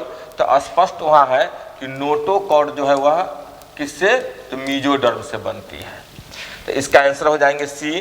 फिर नेक्स्ट क्वेश्चन को देखते हैं, शुक्र जनन को नियंत्रण किसके द्वारा किया जाता है। एस्ट्रोजेन, ल्यूटिनाइजिंग हार्मोन, एंड्रोजेन, इनमें सभी। तो हम देखें शुक्र जनन क्या है, शुक्राणु के निर्माण की क्रिया को शुक्र जनन। तो शुक्राणु के निर्माण को कंट्रोल कौन कर रहा है, तो एंड्रोजन कर रहा है। एंड्रोजन बन किससे रहा है, तो अंतराली कोशिका से बन रहा है। अंतराली कोशिका कहाँ होता है, तो सेमिनिफेरस ट्यूब्यूल्स के बाहर और टेस्टिस के भीतर होती है। तो इससे जो भी प्रश्न आएंगे बनना चाहिए हमारा। नेक्स्ट प्रश्न देखते हैं, एक्रोसोम संभाग है। अब फिर संरचना से तस्वीर आया है, क्वेश्चन आया है ब्लास्टोसिस्ट का, प्रारंभिक डिंब कोशिका का, मानव शुक्राणु का शीर्षस्थ भाग और मानव शुक्राणु का मध्य भाग। तो हम लोग इससे कई बार पहले तस्वीर देखे थे, फिर से तस्वीर को देखेंगे कि एक्रोसोम क्या है। तो एक्रोसोम मानव शुक्राणु का कौन सा भाग है, सबसे अंतिम यानी शीर्षस्थ भाग है। अब पूछेगा यहाँ एक्रोसोम न रहे, पूछे माइटोकॉन्ड्रिया या मिडिल पीस, मध्य भाग संभाग है किसका, तो मानव शुक्राणु के मध्य भाग, या यहाँ मध्य भाग नहीं, माइटोकॉन्ड्रिया पूछ दे, माइटोकॉन्ड्रिया संभाग है किसका। तो यहाँ पे हम उत्तर दे देंगे कि मानव शुक्राणु के मध्य भाग का। तो मानव शुक्राणु के जो पार्ट्स है उसको याद रखेंगे, हेड में न्यूक्लियस, सबसे ऊपर टोपीदार रचना को एक्रोसोम, नेक में 2 सेंट्रियोल यहाँ पे होते हैं, इसकी चर्चा यहाँ पे नहीं छोड़ देंगे। मिडिल पीस में माइटोकॉन्ड्रिया और सबसे नीचे हो जाएंगे बहुत सारे फाइबर्स मिलकर टेल्स को बनाते हैं। तो सबसे लंबा टेल्स, इससे जो प्रश्न आए हैं वो हमारा बनना चाहिए। अब है कि मानव के गुणसूत्र की संख्या है, मानव में गुणसूत्र की संख्या कितनी है। हम लोग शुरू से पढ़ते हैं कि मानव में 23 जोड़ा क्रोमोसोम पाया जाता है। अब यहां से बदल दिया है कि मनुष्य में कौन सी है। अब यहां पे देखेंगे तो मनुष्य में क्या हो जाएगा, 23 जोड़ा समझेंगे इक्वल टू कितना 46 गो। हम जानते हैं जोड़ा में है तो द्विगुणित है, एक ही प्रकार का 2 होगा तो 44 प्लस XY, तो 44 और 2 क्या हो गया 46। अगर XY होगा तो किसका रचना बनेगा नर का। 44 प्लस XY 46 प्लस XY तो यहाँ कितना हो गया 48। कितना क्रोमोसोम 48, गलती। 44 प्लस XX तो ये भी कितना हो गया 46, क्या बन जाएगी महिला। 22 प्लस XY तो ये कितना हो जाएगा 22 गो और 2 गो 24 गो, ये कितनी रचना हो गई 24। तो ये दोनों तो पहले गलती हो गया। अब यहाँ मनुष्य में गुणसूत्र की संख्या है तो दोनों सही है। मनुष्य पूछ रहा है जिसमें नर भी आता है और मादा भी आता है। अब यहाँ पे थोड़ा सा अगर अलग अलग रहता 44 की जगह पे यहाँ पे 46 या 40 रहता तो केवल एक आंसर सही होता। अब यहाँ पे इस क्वेश्चन को हम इसलिए डाले हैं कि आप समझ सकिए कि मनुष्य में नर कभी पूछ दे, नर में गुणसूत्र की संख्या है तो नर में 44 प्लस XY 46 प्लस XY मत लगाइएगा, क्रोमोसोम 48 हो जाएगा, गलत हो जाएगा। महिला में पूछे तो 44 प्लस XX, इस 2 को आप याद रखिएगा। महिला में 44 2 46 हुआ तो 44 प्लस XX और नर में 44 प्लस XY। इसकी भी फोटो को देख रहे हैं, क्रोमोसोम मेल और फीमेल का अलग अलग। अब देखिए तस्वीर को 1 नंबर 2 नंबर 3 नंबर से लेकर जाइए 23वां नंबर तक। सब में जोड़े जोड़े में क्रोमोसोम होंगे, एक सब जोड़े में है, जो भी है सब जोड़ा में है। तो कितना हो गया 23 जोड़ा, तो 22 जोड़ा और प्लस अंतिम जोड़ा नर है तो एक बड़ा है जिसको X और छोटा है जिसको Y। मादा में दोनों एक ही जैसा है तो दोनों को बोलते हैं X और X, दोनों XX। तो फीमेल में 44 प्लस XX 44 प्लस XX और मेल में 44 प्लस XY। क्लियर यहाँ तक। अब हम नेक्स्ट क्वेश्चन को देखेंगे। एक स्वस्थ महिला के पूरे जीवन काल में उत्पन्न कुल अंडों की संख्या होती है 4440 365। सीधा हम NCERT के रिपोर्ट से इसमें चलेंगे और आंसर को क्लियर करेंगे 400। लगातार चलते चला है। नेक्स्ट क्वेश्चन को हम देखेंगे कि सबसे अधिक और सबसे कम जीन वाले मानव गुणसूत्र निम्न में से कौन है। क्योंकि यह प्रश्न जो है वह आएंगे 5वें चैप्टर से वंशगति एवं विविधता के सिद्धांत में इसका है, लेकिन यहाँ पे आ गया है चर्चा, यहाँ पे भी कर रहे हैं। हम लोगों को पता है कि जो भी जीन है वह मानव के क्रोमोसोम में है। क्रोमोसोम 23 जोड़ा है तो सबसे अधिक किस में पाएंगे, सबसे कम किस में पाए जाएंगे। तो सबसे अधिक और सबसे कम, तो हमको मालूम होगा कि जो क्रोमोसोम की आकृति सबसे बड़ी होगी उसमें सबसे अधिक जीन पाए जाएंगे, जो सबसे कम होगा उसमें सबसे कम जीन पाए जाएंगे। तो यहाँ पे देख लीजिए फिर से तस्वीर, 1 नंबर से स्टार्ट होगा बड़ा और इधर आते आते छोटा होते चला जाता। 22वां नंबर सबसे छोटा, फिर X बड़ा और Y सबसे छोटा हो जाएगा, Y सबसे छोटा और पहला सबसे बड़ा। तो समझिए पहला पर सबसे ज्यादा जीन कहाँ पाया जाएगा, पहला पर, और सबसे कम कहाँ पाया जाएगा, Y पे। आंसर क्या हो जाएगा, गुणसूत्र 1 पे सबसे अधिक और Y पे सबसे कम जीन पाए जाएंगे। अब नेक्स्ट, एक स्पर्मेटोगोनिया मियोसिस की क्रिया करती है। कौन सी क्रिया, मियोसिस की क्रिया करती है। मियोसिस के बाद एक कोशिका से 4 कोशिका का निर्माण होता है। यह कोशिका 2n होता है और चारों कोशिका जो बनती है वह n होता है। तो चूंकि एक स्पर्मेटोगोनिया से 4 कोशिका, तो स्पर्म कितना बना, 4 स्पर्म। यहाँ पूछ रहा है कि 120 शुक्राणु को बनने में कितने अर्धसूत्री विभाजन की आवश्यकता होगी। तो एक अर्धसूत्री विभाजन से 4 बना तो 4 से हम भाग दे देंगे, जितना पूछेगा उसमें हम 4 से भाग दे देंगे। इसको हम काटेंगे 30 बार, 4 × 12 0 का 0 30 बार, यानी 30 अर्धसूत्री विभाजन से बनेंगे 120 शुक्राणु। पे 124 रहे तो 124 में फिर 4 से भाग दे दीजिए, 4 तिहाई 12, 31, 20 सही होगा। अगर यहाँ पे ऑप्शन बदल जाए 62 गुने 4 कीजिए, 4 दूना 8, 6 दूना 12, 128 पूछे, सॉरी 4 दूना 8, 6 चौक 24, 248 पूछे, 248 पूछे तो हमारा हो जाएगा कौन सा, डी नंबर। गुना कीजिए इसको, 4 दूना 8 और 6 चौका 24, यानी 248 पूछे तो आंसर हो जाएगा डी। तो डाटा बदल के पूछेगा, हम लोग कंफ्यूजन न मत होइएगा, उसमें भाग देकर सही आंसर का पता लगा लेंगे। सम अर्धसूत्री विभाजन नहीं पूछे, बोले कितने 120 शुक्राणु को निर्माण करने के लिए कितने स्पर्मेटोगोनिया, स्पर्मेटोगोनिया भाग लेंगे, कितने स्पर्मेटोगोनिया 120 शुक्राणु का निर्माण करेंगे, तो इसमें फिर से 4 से भाग दे देंगे। इस प्रकार से जितने भी प्रश्न आएंगे हमारा बनना चाहिए, पूरा का पूरा बनना चाहिए। एक परिपक्व शुक्राणु के मध्य पर एक टोपी नुमा संरचना पाई जाती है, उसे क्या कहते हैं, सीधा आंसर है एक्रोसोम। देखिए यहाँ पे इस शुक्राणु को ऊपर कैप जैसी रचना है जिसको हम क्या बोल दिए, एक्रोसोम। नेक्स्ट है युग्मक के निर्माण की क्रिया को क्या कहते हैं, युग्मक बन रहा है, युग्मक के निर्माण की क्रिया को युग्मक जनन कहेंगे। नेक्स्ट हम देखेंगे मानव शुक्राणु के एक्रोसोम का निर्माण किससे होता है। अब समझिएगा कि मानव शुक्राणु के एक्रोसोम का निर्माण किससे होगा। तो सबसे पहले हम एक लाइन डायग्राम को देखें। ये हमारा है स्पर्मेटोगोनियम, यह बड़ा होकर बनाएगा प्राइमरी स्पर्मोसाइट, मियोसिस 1 के भाग लेगा। प्राइमरी स्पर्मोसाइट्स मियोसिस 1 में भाग लेगा तो बनाएगा 2 गो सेकेंडरी स्पर्मेटोसाइट। अब यह मियोसिस 2 में चला जाएगा तो मियोसिस 2 करके बनाएगा 4 गो स्पर्मेटिड्स, 1 से 2, फिर 1 से 2, इस प्रकार 4 बने स्पर्मेटिड्स।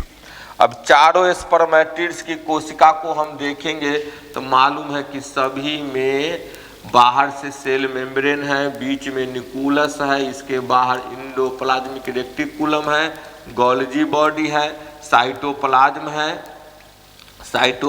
है, इसके अंदर माइटोकॉन्ड्रिया है, तो यह स्पर्मेटिड है। अब स्पर्मेटिड्स जो है अपनी आकृति को बदलेगा स्पर्मेटोजोआ में, तो अब इसका जो है दीर्घीकरण होगा, दीर्घीकरण यानी इलॉन्गेशन, इसको हम बोलते हैं इलॉन्गेशन। अब इलॉन्गेशन में हो क्या रहा है, तो इसमें एक्रोसोम को बनाने वाले रचना जो है यहाँ पे प्रो एक्रोसोमोनल आकृति का निर्माण होगा।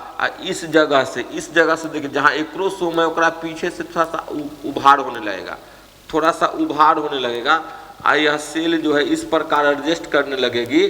जितना इसके बीच में 2 सेंट्रियोल होते हैं, देखते हैं पढ़े तो 2 सेंट्रियोल, ये दोनों सेंट्रियोल जो है ये गर्दन में आ जाएगा। जितना माइटोकॉन्ड्रिया है यह बीच में अवस्थित हो जाएगा, जितना माइटोकॉन्ड्रिया है यह बीच में आ गया, और जितना भी फाइबर है, जितना भी इसके अंदर माइक्रोफाइब्रिल थे वह नीचे आकर पतले पतले एक्सोनीम फाइबर जो है यह टेल का निर्माण कर लेंगे।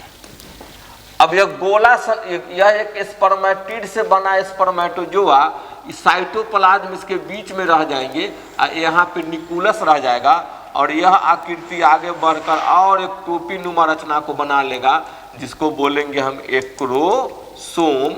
अब एक्रोसोम को बनाया कौन, तो गोल्जी बॉडी। कौन बनाया, गोल्जी बॉडी बनाया। तो एक्रोसोम का निर्माण कौन किया, यहाँ पे देखे गोल्जी बॉडी, गोल्जी काय से हुआ। माइटोकॉन्ड्रिया सब कहाँ एडजस्ट हो गया, तो इसके मिडिल पीस में एडजस्ट हो गया।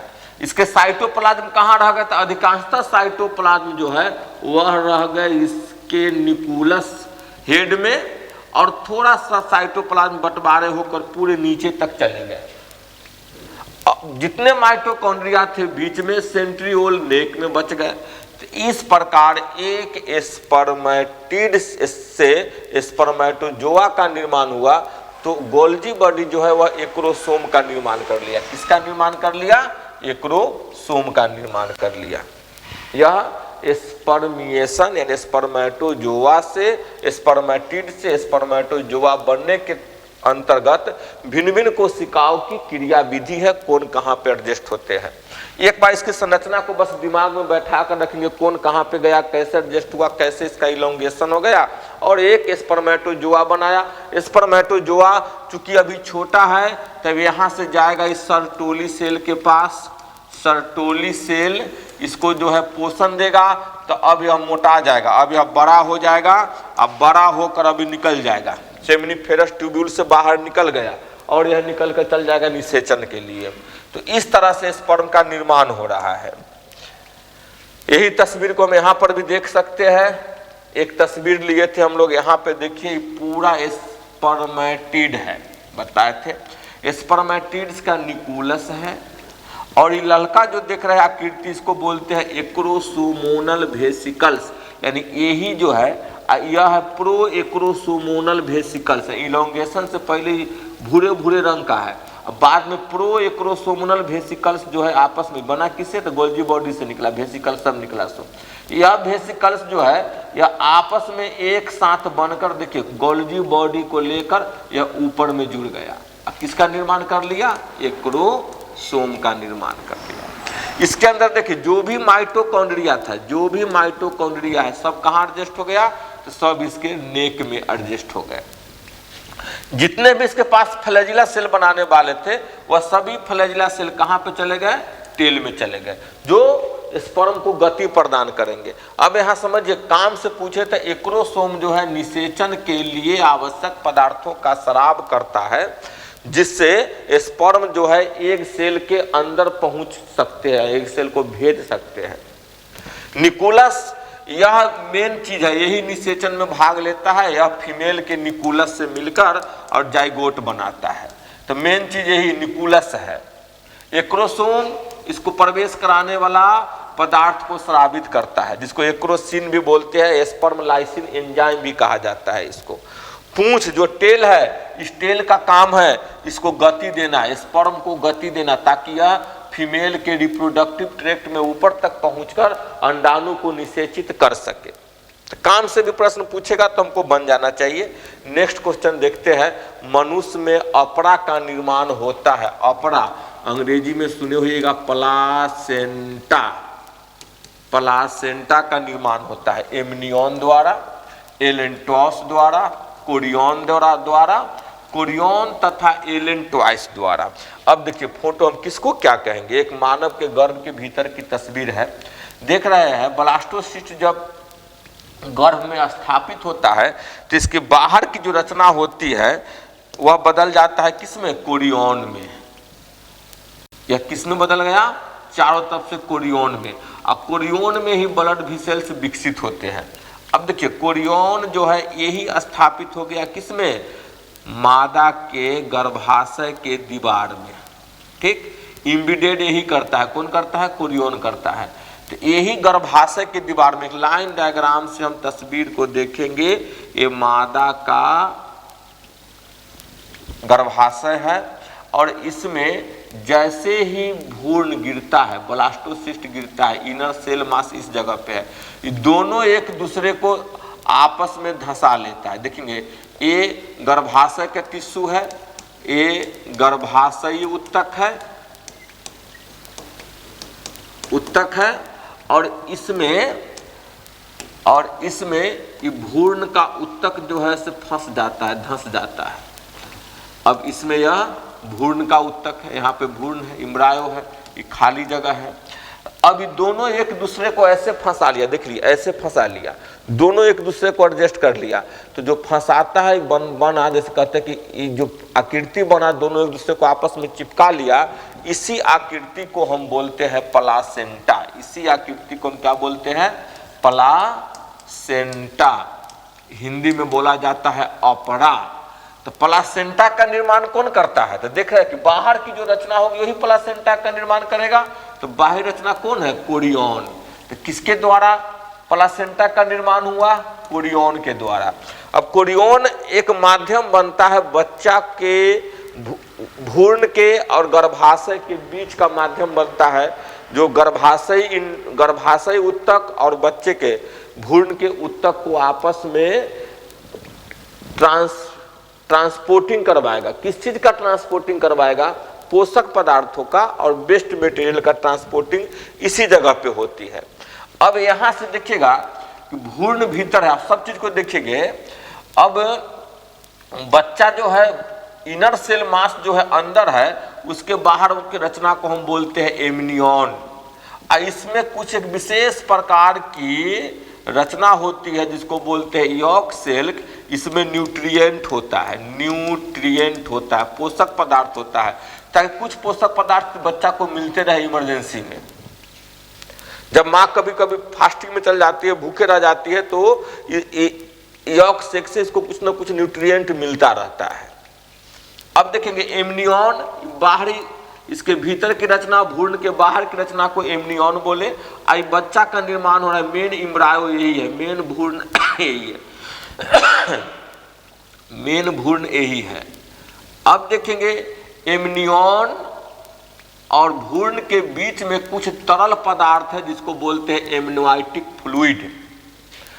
अब बच्चा के नाभि से एक नली निकलता है, प्लासेंटा के पास में जाकर जुड़ता है। प्लासेंटा और बच्चे के नाभि से एक नली निकलती है जो एक रास्ता प्रदान करती है। क्या करती है? रास्ता प्रदान कर रहा है। इस बच्चे के द्वारा ब्लड की नली इस नाभि के द्वारा होकर पहुंच जाता है किसमें? गर्भाशय उत्तक में। और गर्भाशय उत्तक के प्लासेंटा में जाकर यहाँ पे माता के पोषक पदार्थों को अपने में ले लेती है, ब्लड की नलियां के अंदर ब्लड ले लेता है, और बच्चे के वेस्ट मटेरियल को माता के उत्तक में, माता के ब्लड में छोड़ देता है। ब्लड कभी मिक्स नहीं होता है, याद रखिए। ब्लड के नली दोनों दो तरफ है, ये बच्चा की नली और माता की नली। और दोनों के मेम्ब्रेन के द्वारा पोषक पदार्थों को देखेंगे, दोनों के मेम्ब्रेन के द्वारा पोषक पदार्थों का अदला बदली होगा। माँ जो खाएगी वह पोषक पदार्थ बदल कर बच्चों में चला जाएगा, और बच्चे के अंदर से जो वेस्ट मटेरियल होंगे, मल मूत्र वगैरह होंगे, वह माँ के उत्तक में चला जाएगा, माँ के द्वारा बाहर हो जाएगा। तो यह फंक्शनल यूनिट बनाता है, संरचनात्मक और क्रियात्मक इकाई को हम बोलते हैं प्लासेंटा, अपरा। और प्लासेंटा से बच्चों के बीच जुड़ने वाली नली को बोलते हैं अम्बिलिकल कॉर्ड। देखिएगा जब बच्चा के जन्म होता है तो फीता जैसी रचना बाहर निकलती है, जिसको ब्लेड से काट कर फिर उसको सील स्टिच कर दिया जाता है। अब यहां से बच्चा, कोई पूछेगा कि बच्चा जो है किस में सुरक्षित रहता है? तो कभी बाहर से झटका, दौड़ कुछ भी हुआ तो एमनियोटिक फ्लूइड में बच्चा क्या रहता है? सुरक्षित रहता है। कभी कभी क्या होता है, बच्चे में जब गति होती है, फ्लूइड रहे, देखिए ये फ्लूइड है तो बच्चा इसमें बढ़िया से इधर से उधर टहलेगा, घूमेगा, जो गर्भवती माता को पता चलते रहता है। कभी कभी उस माँ के शरीर में पानी की कमी हो जाएगी तो इस फ्लूइड को उसका बॉडी एब्जॉर्ब कर लेगा। कौन बॉडी? मैटरनल बॉडी, मैटरनल यानी माता का बॉडी जो इस फ्लूइड को एब्जॉर्ब कर। इसमें पानी कम गया, जैसे पानी कम गया तो बच्चा पते नहीं चले, उसको लगा कि बच्चा हमारा चल नहीं रहा है, वो चिंतित हो जाएगी, कुछ नहीं करता, डॉक्टर के यहाँ ठगने का बहुत बड़ा रास्ता मिल जाता है। वह इस एमनियोटिक फ्लूइड में जैसी घटा, बच्चा चल फिर नहीं रहा है, कहीं एक तरफ आराम से एडजस्ट, क्योंकि चलने का माध्यम उसको नहीं मिल पा रहा है। अब डॉक्टर के पास में जाएगा, डॉक्टर झूठ मूठ के 10-20 साल का जांच करवा लेगा, अल्ट्रासाउंड एक्सरे करवाएगा, कुछ नहीं, उसको पानी चाहिए, पानी भरपूर मात्रा में चाहिए। जैसे डॉक्टर उसको सलाइन के द्वारा पानी चढ़ा देती है शरीर में, कुछ देरों के बाद शरीर में पूरे जगह जल की मात्रा पूर्ण हो जाता है, इसमें एमनियोटिक फ्लूइड पूर्ण हो जाते हैं, तो बच्चा फिर से टहलना स्टार्ट कर देता है। तो बच्चा को जर्क से बचाता है कौन? Amniotic fluid. किसमें सुरक्षित रहता है? तो एमनियोटिक फ्लूइड में। बच्चा के और माँ के बीच में जो जुड़ने वाला नली है, जो रास्ता प्रदान करती है रक्त की नली को, उसको बोलते हैं अम्बिलिकल कॉर्ड। और संरचनात्मक और क्रियात्मक इकाई, बच्चे और माँ के बीच में संरचना और क्रिया का इकाई जो बनाता है उसको क्या बोलते हैं? तो अपरा बोलते हैं। इससे 3-4 प्रश्न आएंगे, हम लोग कंफ्यूज मत करेंगे, यहाँ से बनना चाहिए हमारा। आगे है युग्मक निर्माण की क्रिया को क्या कहते हैं? तो युग्मक जनन। पहले भी क्वेश्चन रिपीट हो गया है। नेक्स्ट क्वेश्चन देखते हैं, किस जनन परत से रक्त तथा परिवहन तंत्र का निर्माण होता है? तो हम लोग देखे थे रक्त और ट्रांसपोर्ट सिस्टम यानी परिवहन तंत्र का निर्माण मीजोडर्म की कोशिका से होती है। नेक्स्ट क्वेश्चन देखेंगे, मानव का भ्रूण सुरक्षित रहता है। अभी बताए थे कि मानव का भ्रूण किसमें सुरक्षित रहेगा? तो एमनियोटिक गुहा में। किसमें? एमनियोटिक गुहा में। ठीक। अब नेक्स्ट हम देखेंगे, देखिए एमनियोटिक गुहा यही है, इस पूरे पार्ट को जिसमें फ्लूइड भरा हुआ है पूरे पार्ट को बोलेंगे एमनियोटिक कैविटी। एमनियोटिक गुहा को अंग्रेजी में बोलते हैं कैविटी। कैविटी का मतलब खाली जगह, इसमें भरा हुआ जो तरल पदार्थ है इसको बोलते हैं फ्लूइड, एमनियोटिक फ्लूइड। अब नेक्स्ट हम देखेंगे क्वेश्चन को, ओव्यूलेशन डैश नामक हार्मोन द्वारा प्रेरित होता है? Estrogen, progesterone, luteinizing, androgen. अब देखिए एंड्रोजन को तो पहले काट दीजिए, नर हार्मोन है। ओव्यूलेशन किसकी क्रिया है? तो मादा की क्रिया है। अब तीन में से हम जज करेंगे जो कौन होगा सही आंसर। एनसीईआरटी की तस्वीर है, देखेंगे इसमें मेंस्ट्रुअल साइकिल का टॉपिक से है। सबसे पहले प्यूटिटरी के द्वारा दो प्रकार के हार्मोन निकलते हैं, एफएसएच और एलएच। एफएसएच और एलएच, एलएच का ल्यूटिनाइजिंग हार्मोन और एफएसएच का नाम है फॉलिकल स्टिमुलेटिंग हार्मोन, जिसका इसमें चर्चा नहीं है। अब एंड्रोजन न रहकर यहाँ पे एफएसएच रहता, तो ये चारों हार्मोन में से किसी को हम कट नहीं कर सकते थे। अब समझेंगे कि किसके द्वारा ओव्यूलेशन होता है। इस डायग्राम को देखिए, शुरू में दोनों का एफएसएच का लेवल, एलएच का लेवल धीरे धीरे बढ़ रहा है। एफएसएच और एलएच के स्राव होने से गर्भाशय के अंदर, अंडाशय के अंदर देखिए पुटक है, यह पुटक क्या हो रहा है? धीरे धीरे वृद्धि कर रहा है, वृद्धि करके पूरा वृद्धि कर गया। किससे? एफएसएच नामक हार्मोन से। अब देखेंगे ठीक मध्य में बीच में मासिक चक्र के बीच में अचानक एलएच हार्मोन खूब ऊपर चला गया। सब नॉर्मल है, सबसे अधिक कौन बढ़ गया? LH hormone. फिर यहाँ देखिए एफएसएच के स्राव होने से पुटक डेवलप होता है, फॉलिकल, और यह फॉलिकल जो है एस्ट्रोजन हार्मोन को स्राव करता है। यह एस्ट्रोजन हार्मोन चला जाता है गर्भाशय की दीवार में, और मासिक चक्र में जो टूट गया था दीवार उसको अभी मेंटेन कर रहा है, रिपेयर कर रहा है, बना रहा है, दीवार को फिर से जोड़ने का काम कर रहा है। अब देखिए बीच में जाने के बाद दीवार जब पूरा बन गया है तो एक बार मस्तिष्क से एलएच हार्मोन सबसे अधिक मात्रा में होगा। जिस दिन एलएच हार्मोन सबसे अधिक स्रावित होगा वह एलएच मतलब लुटा दिया। किसको लुटा दिया? तो किसको तोड़ दिया? तो यहाँ देखिए फॉलिकल को तोड़ दिया, परिपक्व फॉलिकल को तोड़ दिया। तोड़ने के बाद इससे अंडा निकल गया, अंडाणु निकल गया। तो अंडाणु निकला, इसी को बोलते हैं ओव्यूलेशन। प्रश्न है ओव्यूलेशन कौन हार्मोन के द्वारा हो रहा है? तो एलएच, ल्यूटिनाइजिंग हार्मोन जिस दिन सबसे अधिक लेवल पे होगा उस दिन मेच्योर फॉलिकल को तोड़कर उससे ओवम को बाहर निकाल देगा। अब देखिए जैसे ओवम बाहर निकला यह फॉलिकल बदल जाता है किसमें? कार्पस लुटियम में। अब यह कार्पस लुटियम प्रोजेस्टेरोन हार्मोन को स्राव करने लगता है। देखिएगा इसका मात्रा घटते चले जाएगी, प्रोजेस्टेरोन बढ़ता चला जाएगा। यह प्रोजेस्टेरोन सपोर्ट करता है किसको? प्रेगनेंसी को, प्रेगनेंसी को। यानी समझिए कि जब मादा प्रेग्नेंट होगी तो प्रेग्नेंट को बनाए रखने के लिए प्रोजेस्टेरोन हार्मोन की आवश्यकता है कि दीवार, यूट्रस का दीवार टूटा था उसको मेंटेन रख के और मोटी कर देगी। अगर निषेचन की क्रिया नहीं हुई, अंडाणु से कोई शुक्राणु नहीं मिला, निषेचन की क्रिया नहीं हुई, तो फिर जैसे जैसे कार्पस लुटियम धीरे धीरे छोटा होता जाएगा प्रोजेस्टेरोन का लेवल घटता चला जाएगा, और जिस दिन पूरा घट जाएगा फिर से टूट जाएगा और नया चक्र स्टार्ट हो जाएगा जिसको बोलते हैं मासिक चक्र। अब यहां से 2-3 प्रश्न पूछ सकता है, प्रेगनेंसी को बनाए रखने में कौन सा हार्मोन है? तो प्रोजेस्टेरोन। ग्राफिकल फोलिकल के द्वारा कौन से हार्मोन स्राव किया जाता है? तो एस्ट्रोजन। और ओव्यूलेशन की क्रिया को कौन हार्मोन प्रेरित करता है? तो ल्यूटिनाइजिंग हार्मोन। क्लियर। अब फोलिकल को विकास कौन करवाता है? तो फोलिकल स्टिमुलेटिंग हार्मोन।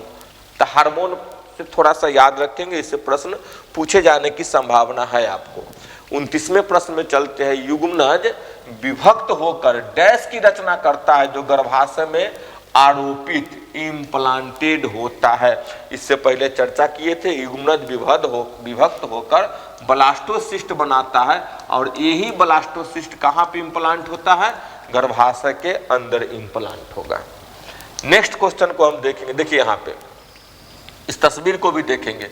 यहाँ पे अंडाणु है, शुक्राणु आया, निषेचन हुआ, निषेचन के बाद जाइगोट भ्रूण विकसित करने लगा, क्लीवेज बना 2 का 4 का, फिर बना इसमें 2 कोशिका 4 कोशिका 8 कोशिका, 8 से 16 कोशिका तक इसका आकार मोरूला जैसा होता है, शहतूत के फल के जैसा होता है, तो इसको हम मोरूला कहते हैं।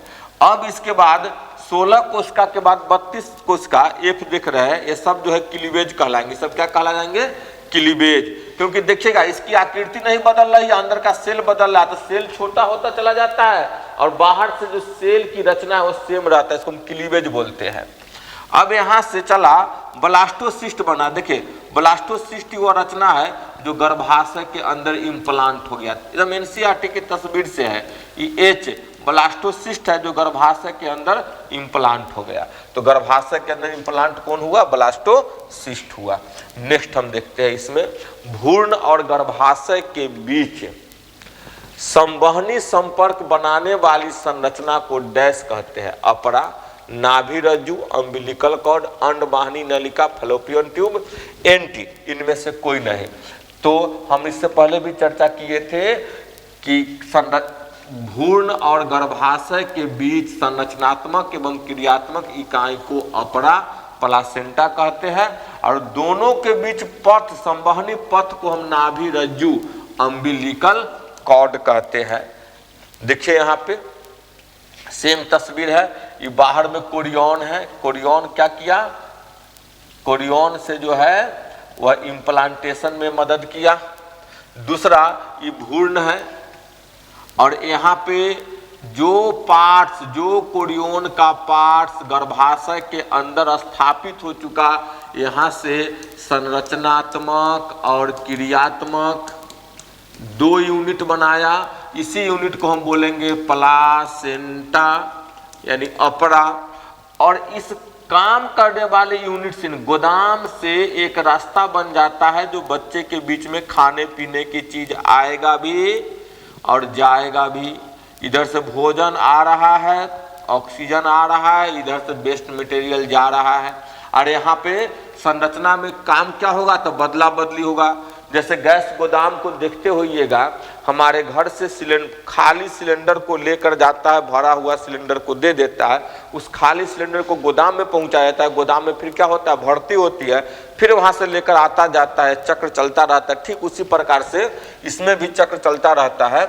एक चक्र होंगे उधर से भोजन को लेकर आने वाला, भोजन को दे देने वाला, और खराब चीज को लेकर फिर यहाँ पहुंचा देने वाला, ये माता के अंदर पहुंचा देगा। तो संरचनात्मक क्रियात्मक इकाई क्यों कहे, ये भी कंसेप्ट आपको क्लियर हो गए होंगे। और संवहनी पथ किसको बोलते हैं? तो यही रचना को बोलते हैं अम्बिलिकल कॉर्ड। अम्बिलिकल कॉर्ड, तो अम्बिलिकल कॉर्ड जो है एक रास्ता बनाती है बच्चे और माता के बीच में। क्लियर है? नेक्स्ट देते हैं अंडाशय द्वारा गर्भावस्था में स्रावित होने वाले हार्मोन है। सीधी स्राव होता है तो हमारा आंसर हो जाएगा ह्यूमन कोरियोनिक गोनाडोट्रोपिन। इसी का शॉर्ट कोट नाम कहते हैं HCG। कैपेसिटेशन एक प्राकृतिक क्रिया है जो होती है अधिविरिसन में, मादा जनन मार्ग में, शुक्र वाहिनी में, शुक्र जालिका में। अब समझिए कैपेसिटेशन क्या है। क्योंकि एनसीईआरटी भी कहीं पे एक लाइन नहीं लिखा है, क्वेश्चन पिछले साल पूछा था, तो थोड़ा सा ऊपर लेवल से समझने के लिए, ज़्यादा ऊपर लेवल नहीं है, समझने के फेर है है एनसीईआरटी से ही, लेकिन थोड़ा सा समझ को हम बड़ा कर लेते हैं। कैपेसिटेशन है क्या? एक तस्वीर को देखिएगा, स्पर्म को मैच्योरेशन यानी स्पर्म को परिपक्व होने की क्रिया का ही एक प्रकार है कैपेसिटेशन। इसको समझे, कैपेसिटेशन स्पर्म को ही मैच्योर होने का, परिपक्व होने का एक प्रक्रिया है। हम देख रहे हैं टेस्टिकल, टेस्टिस से स्पर्म निकल के इपिडिडाइमिस में पहुंचता है, यहाँ पे भी मैच्योरेशन होता है सीमेन के द्वारा, सीमेन बन जाता है। अब यह पहुंचता है फीमेल के वेजाइना में कोपुलेशन के दौरान। अब वेजाइना के अंदर जब स्पर्म का इजैकुलेशन होता है तो सेमाइनल प्लाज्मा, अब समझ रहे हैं यहाँ पे सेमाइनल प्लाज्मा में घिरा हुआ है कौन? स्पर्म। तो अब सेमाइनल प्लाज्मा से स्पर्म को अलग किया जाएगा। समझिए कुल मिलाकर इस चारों तरफ से एक प्रकार का लेप है। अभी ठंड के समय है तो चदरा उदरा ओढ़ले कोई व्यक्ति है, यहाँ से फौज की नौकरी हो रही है, फौज की दौड़ हो रही है। बहुत सारे बच्चों को रिजल्ट आया होगा अभी हाल फिलहाल, रेलवे में भी अभी आई है, बिहार पुलिस में, या किसी भी जो फिजिकल ट्रेनिंग लेता है, ठंड के समय बुला ले दौड़ने के लिए, तो क्या करेगा? उघाड़े चल जाएगा वहाँ पे? नहीं, वो पूरी की जैकेट वैकेट पहनकर पूरा अपने शरीर को बचाकर पहुँच जाता है स्थान तक। पहुँचने के बाद वो पूरे चादर उधर ओढ़े हुए, जैकेट वैकेट पहनले हुए अगर दौड़ लगाएगा तो फंस जाएगा, पार नहीं कर सकता है।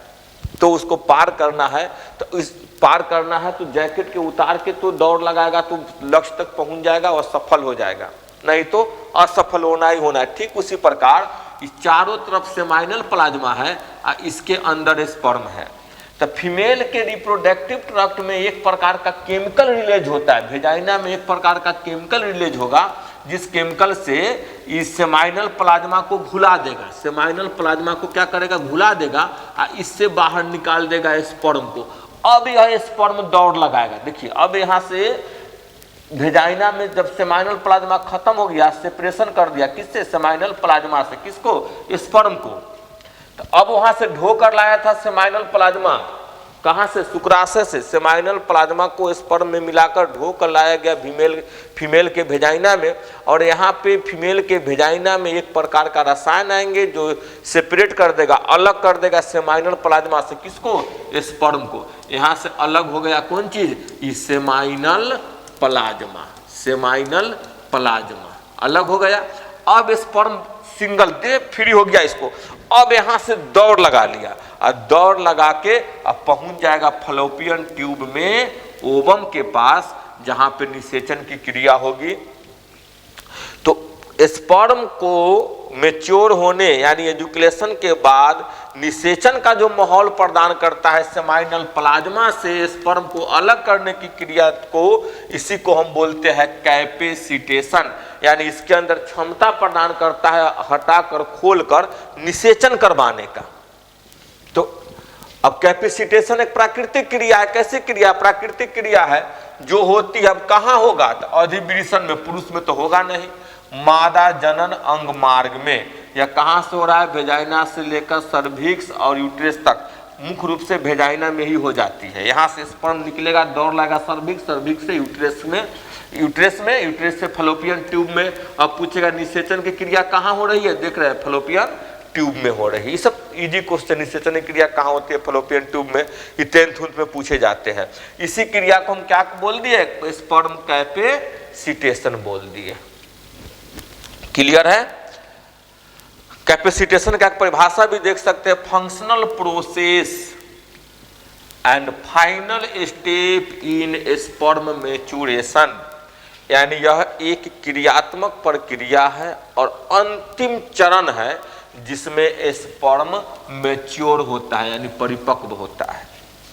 दैट टेक प्लेस इन, जो कहां पे होता है? तो female genital duct and requires contact with secretion of female oviduct. जो फीमेल के जेनाइटल ट्रैक्ट में कैपेसिटेशन होगा, इसके लिए कौन चीज आवश्यकता होती है? तो रिक्वायर आवश्यकता होती है कांटेक्ट विद, उसको कांटेक्ट होना चाहिए, सटना, उसके संपर्क में जाना चाहिए। सेक्रेशन यानी स्रावित पदार्थ, किससे स्रावित? तो फीमेल ओविडक्ट डक्ट, यानी फीमेल के ओविडक्ट से सेक्रेशन पदार्थ के संपर्क में जब स्पर्म आएगा तब फाइनल स्पर्म मैच्योरेशन होगा। इसी क्रिया को हम बोलते हैं कैपेसिटेशन।